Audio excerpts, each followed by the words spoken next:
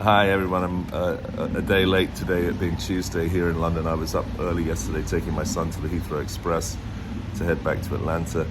And then I had marketing meetings yesterday morning in the City of London and in the West End, actually a lot of them about the energy transition.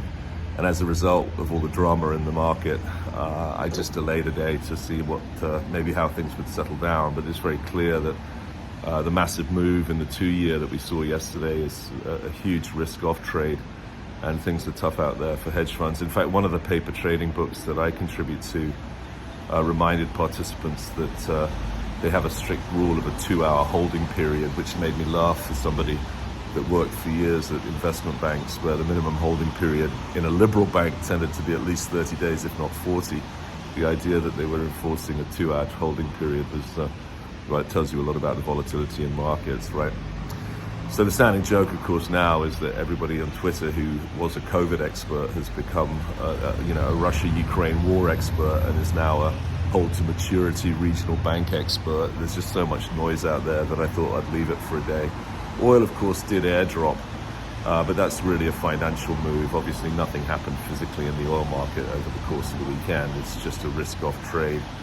And that's a problem for the oil stocks, actually, because we always worry about their high beta to the market when the market gets rough.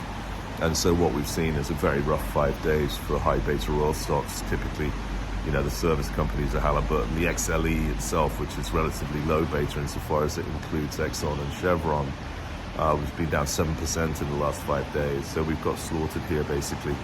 And one of the problems is that, as I showed you in our Sunday note, the defensiveness of buyback and dividend is diminished by the fact that buybacks and dividends, but particularly special dividends, are diminishing, partly with lower prices or lower prices than last year at least, but also with the higher costs that we wrote about in the Sunday note. And take a look at the Sunday note. I thought it was interesting in terms of showing you where the company's guidance was at the start of 2022 and where it ended up. They met their volume targets, but they basically blew out their capex targets, and that's obviously not a positive dynamic.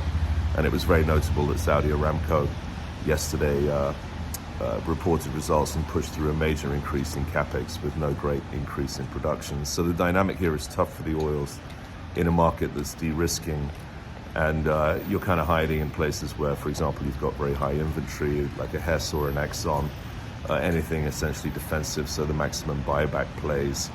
Shell, for example, here in Europe is a popular hiding place at the moment, so good luck out there.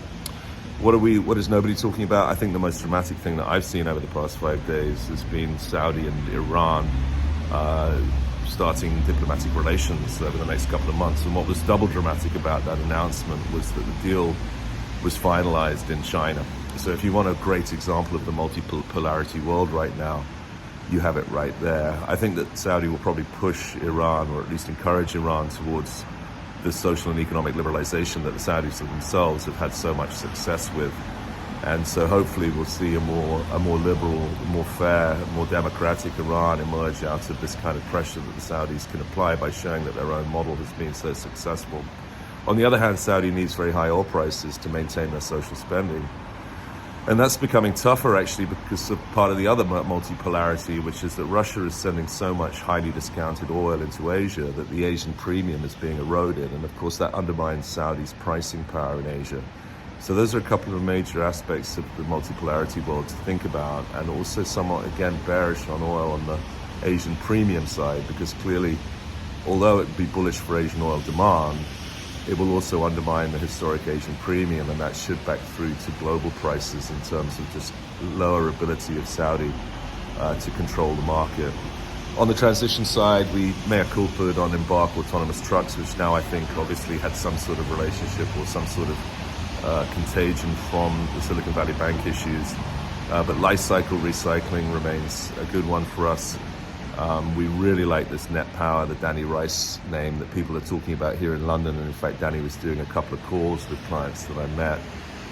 So those are a couple of names out there. And then on the solar side, we're being asked to cover stuff, but of course there you want to watch out for risk. But here what they're saying is that small-scale solar, rooftop solar is one of the major contributors to lower demand in Europe for energy.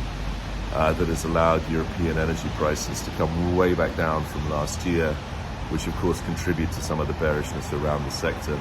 And our final idea at the moment, which we told you, is our trade for the year, Marcellus long, Permian short, is actually working well over the past 5 years, over the past 5 days, because essentially the dynamic in the Marcellus plays is they're coming off a low base with the potential for better gas prices, but above all, the equities are holding. Whereas in the Permian, not only do you have oil under pressure here, but also you've got, of course, industrial performance under pressure and cash return under pressure. So that's our trade, and that's actually been working over the past week. Have a good one. Thanks.